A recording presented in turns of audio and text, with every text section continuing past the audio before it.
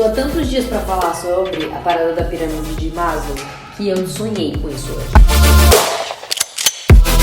Maslow foi o pai da psicologia humanista e eu descobri que a gente tem muito mais em comum do que parece, porque no fim das contas o objetivo dele era ajudar o ser humano ou entender qual que é o caminho que o ser humano faz para se realizar enquanto ser. Ele criou essa teoria aqui, que é a teoria das necessidades humanas. Então a gente tem lá na base da pirâmide as necessidades mais básicas, e para que a gente busque outras necessidades acima daquilo, aquilo ali também precisa estar já estabelecido. E por que é importante saber disso? Primeira coisa aqui, quem tá lá embaixo obviamente não tem nem cabeça, nem tempo, nem mentalidade, nem porra nenhuma pra querer buscar as coisas que estão lá em cima, porque eles precisam dessas necessidades atendidas. E outras, se você for ler ali pra cima, você vai ver que é tipo assim, o óbvio é que meio que todo mundo busca, porque realmente são necessidades humanas básicas e intrínsecas da coisa. Só que dependendo da mentalidade que a gente tem, do tipo de visão de mundo que a gente tem, a gente não entende que a gente tá buscando. Agora, na verdade, eu quero juntar essa ideia com a outra ideia que tem a ver com a astrologia, com a dinâmica da personalidade, com a dinâmica da realidade que constitui a gente, como que a gente faz isso ser mais útil.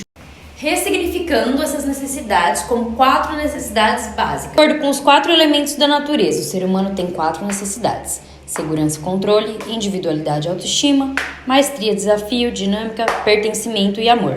Isso é terra, água, fogo e ar. Percebe que eles são opostos, ou seja, um está na sombra do outro. Quando você tem mais de um, você necessariamente está abdicando em uma certa porcentagem de outro. Esse é o jogo da dualidade, da polaridade, e que acontece dentro do mapa astral também. Quando a gente tem mais de uma coisa, quando a gente tem uma luz ou um peso excessivo de um lado, isso gera sombra do outro lado. Só que esse jogo de dualidade é como se ele estivesse na camada mais baixa de todas da pirâmide. Por quê? Quanto mais você sobe para aquilo lá, mais você percebe que um não anula o outro, mas que eles podem ser equilibrados nos seus pontos específicos e autênticos. Aqui entra o pêndulo do negócio. E qual que é o lance do processo de individuação, da busca dessa autorrealização aqui, nesse meio dessas nossas necessidades contraditórias?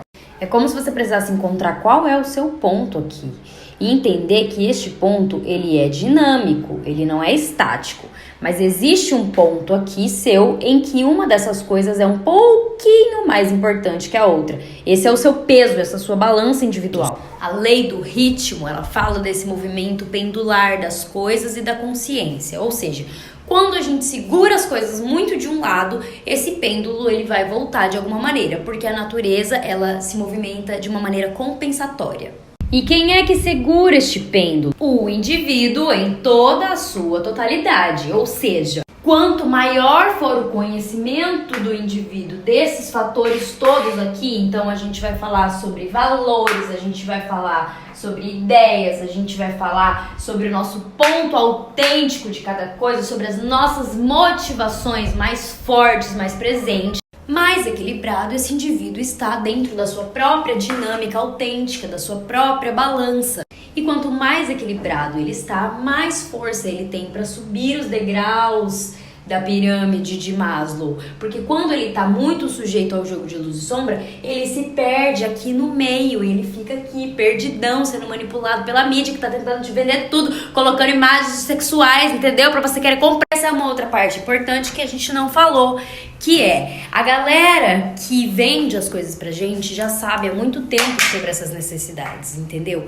E eles querem que a gente esteja na base dessa pirâmide para estar procurando preencher aquele vazio existencial que a gente tanto procura preencher com coisas. Por isso que as propagandas não vendem exatamente produtos, por isso que elas vendem ideias, por isso que elas vendem sensações e sentimentos, entendeu?